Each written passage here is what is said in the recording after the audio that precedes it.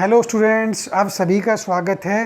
पूर्व के वीडियो में हमने इकोसिस्टम के टाइप्स के ऊपर चर्चा की, इकोटोन्स क्या होते हैं, एज इफेक्ट क्या होता है, एज स्पीसीज क्या होता है। तो इन सारे कंसेप्ट्स को हमने पूर्व के वीडियो में समझने का प्रयास किया। आज उन चीज़ों को और ज़्यादा स्पष्ट करने के लिए हम आपके बीच में क्वेश्चंस लेके आए हैं, ताकि आपके कंसेप्ट्स को और ज़्यादा क्लियर और स्ट्रॉन्ग बनाया जा सके।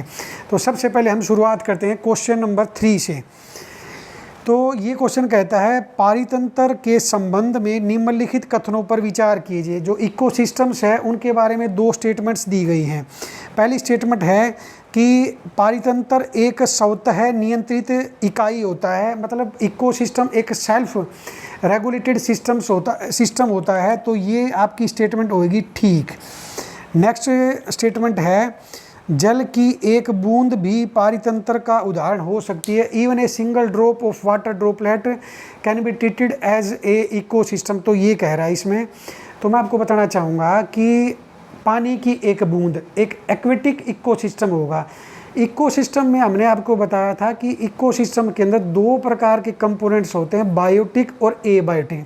पानी की बूंद एक आपका एबायोटिक कंपोनेंट हो गया, और अगर उसके अंदर कोई बैक्टीरिया डेवलप होता है या कोई भी माइक्रो ऑर्गेनिज्म डेवलप होता है तो वो आपके बायोटिक कंपोनेंट का काम करेगा। तो और इन दोनों कंपोनेंट के मिलने से जो है एक पानी की बूंद भी जो है वो एक इकोसिस्टम की बात ही जो है वो कार्य करेगी। तो आपका ये स्टेटमेंट भी ठीक होगी।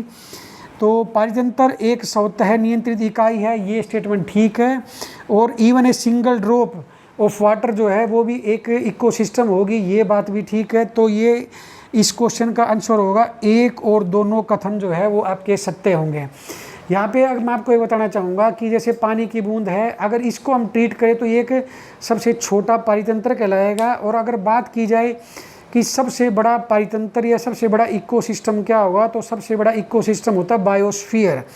अगर आपसे बात की जाए कि भाई 4 ऑप्शन दे दिए आपको, और ये कहे कि उन 4 ऑप्शंस में से सबसे स्टेबल या स्थायी इकोसिस्टम कौन सा होगा, तो जितने भी पारितंत्र जिनका संबंध जल से होता है या जलीय पारितंत्र जो होते हैं वो कंपेरेटिवली तुलनात्मक रूप से स्टेबल या स्थायी पारितंत्र होते हैं। तो नदी, तालाब, झील, समुद्र, ये जितने भी जलीय पारितंत्र होते हैं ये स्थायी या स्टेबल पारितंत्र होते हैं, क्योंकि मानवीय गतिविधियों के द्वारा इनके अंदर हस्तक्षेप कम से कम होता है, इसलिए स्थायी प्रकृति के होते हैं जलीय पारितंत्र। अब नेक्स्ट क्वेश्चन के ऊपर चर्चा करेंगे हम।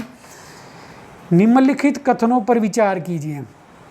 एक निकेत को इंग्लिश में कहेंगे इकोलॉजिकल नीश में कई तरह की प्रजातियां पाई जाती हैं। तो जब हमने इकोलॉजिकल नीश को पढ़ा था तो मैंने आपके साथ डिस्कशन किया था गोस लॉ के ऊपर। गोस ने अपनी अवधारणा के माध्यम से ये स्पष्ट किया था कि किसी भी एक निकेत में एक से अधिक जीवों की प्रजातियां नहीं रह सकती, क्योंकि एक पर्टिकुलर या स्पेसिफिक निकेत के अंदर जो है रिसोर्सेज की संख्या सीमित होती है। और अगर एक से ज़्यादा प्रजातियां एक निकेत में होंगी तो उनके बीच में प्रतिस्पर्धा जन्म लेगी, जिस वजह से एक ताकतवर प्रजाति एक दुर्बल प्रजाति को वहां से विस्थापित कर देगी। तो ये जो आपकी फर्स्ट स्टेटमेंट होगी कि कई तरह की प्रजातियां पाई जाती हैं, ये स्टेटमेंट आपकी रॉन्ग होगी। नेक्स्ट है, इकोटोन दो पारितंत्रों के मध्य संक्रमण क्षेत्र होता है। यहाँ तक ये स्टेटमेंट बिल्कुल ठीक है कि दो जो सिस्टम्स या पारितंत्र होते हैं उनके बीच का जो ट्रांजिशनल एरिया होता है उसको इकोटोन कहते हैं। अब इसमें स्टेटमेंट में आगे कह रहा है जहाँ प्रजातियों की संख्या कम होती है, तो इकोटोन के अंदर प्रजातियों की संख्या कम नहीं ज़्यादा होती है। जो उसके एजिस के ऊपर, उसके किनारों के ऊपर, इकोटोन के जो किनारों के ऊपर जो पारितंत्र होते हैं उनकी तुलना में इकोटोन में प्रजातियों की संख्या ज़्यादा होती है। तो ये स्टेटमेंट भी आपकी रॉन्ग होगी। अब पूछा क्या गया है, उपरोक्त में से असत्य कथन, इसमें से आपको रॉन्ग स्टेटमेंट जो है वो बतानी है।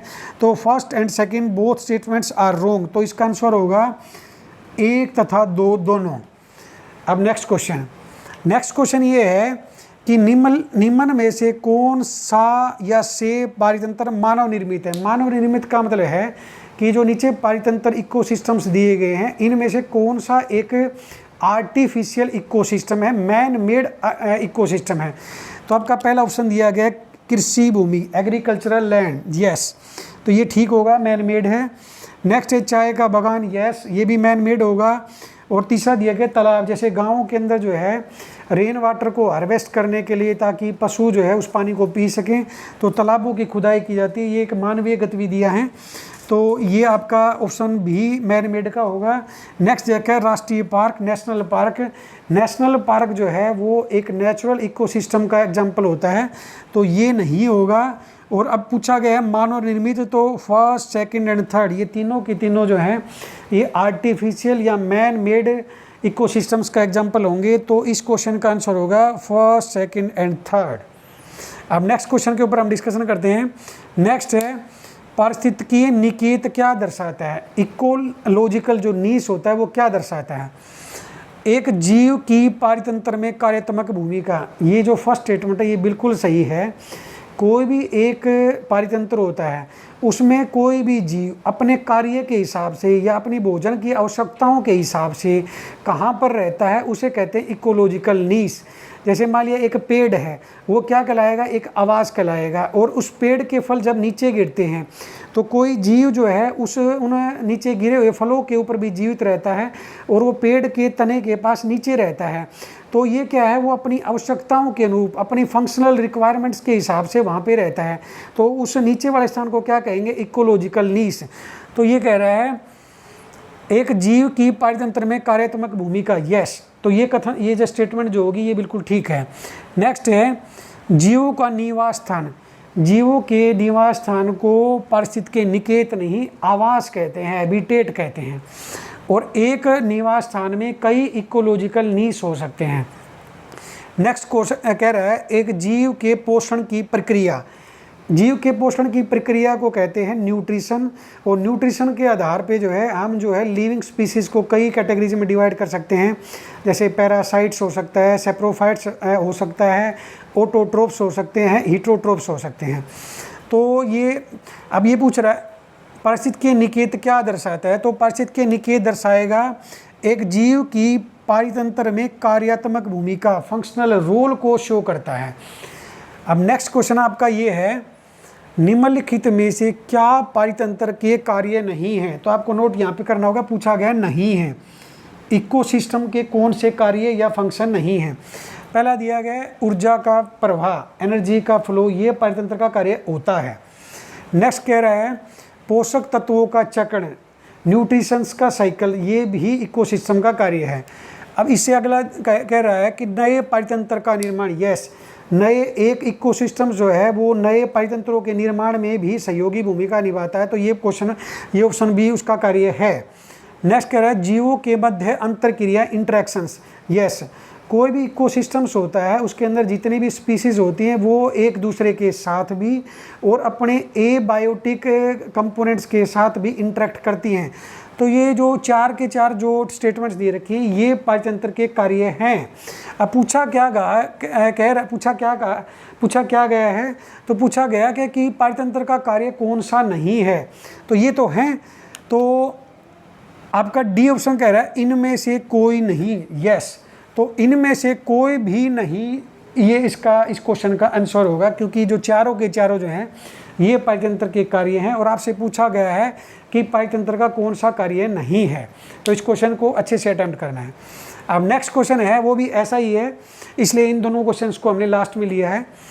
निम्नलिखित में से कौन पारितंत्र की सेवा या सर्विस नहीं है। जब हमने पारितंत्र के बारे में पढ़ा था तो हमने आपके साथ चर्चा की थी कि पारितंत्र के क्या कार्य हैं और जो इकोसिस्टम्स होता है वो किस प्रकार की सेवाएं जो है मनुष्य को देता है या सर्विसेज जो है वो ह्यूमन बींग्स को प्रोवाइड करता है। पहला दे रखा है जीव विविधता का रख रखाव, बायोडाइवर्सिटी को कंजर्व करना या उसका केयर करना। तो ये पारितंत्र की सेवा है। तो ये स्टेटमेंट आपकी है। अब नेक्स्ट स्टेटमेंट में कह रहा है बायोडाइवर्सिटी का वितरण एवं समृद्धि सुनिश्चित करना, बायोडाइवर्सिटी की जो ग्रोथ है, डिस्ट्रीब्यूशन है, उसको इंश्योर करना। तो ये भी आपकी इकोसिस्टम की सर्विस होती है।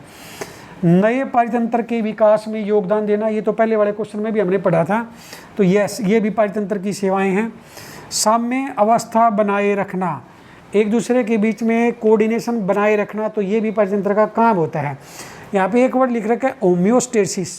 होम्योस्टेसिस का मतलब होता है किसी भी परितंत्र की सेल्फ रेगुलेशन की पावर, अपने आप को आत्म या स्वयं नियंत्रित करने की जो पावर होती है, अक्षमता होती है, उसे हम कहते हैं होम्योस्टेसिस। तो इस होम्योस्टेसिस के द्वारा जो इकोसिस्टम्स होते हैं वो कोऑर्डिनेशन स्थापित करते हैं एक दूसरे के बीच में। तो ये जो 4 ऑप्शन दे रखे हैं ये सारे के सारे परितंत्र की सेवाएं हैं। अब पूछा क्या गया है, नहीं है, कौन सी नहीं है, तो इनमें से तो कोई सा भी नहीं है, तो इसका उत्तर होगा, इसका आंसर होगा उपरोक्त में से कोई नहीं। तो ये आपके रहे क्वेश्चंस। तो उम्मीद करता हूँ कि जो पूर्व में जो आपको कंसेप्ट्स बताए गए थे उनको स्पष्ट और स्ट्रॉन्ग करने के अंदर ये क्वेश्चन जो है वो सहयोगी भूमिका निभाएंगे। तो अगले वीडियो में और ज़्यादा बेहतरीन क्वेश्चंस के साथ आपके बीच में आते हैं, तब तक के लिए धन्यवाद।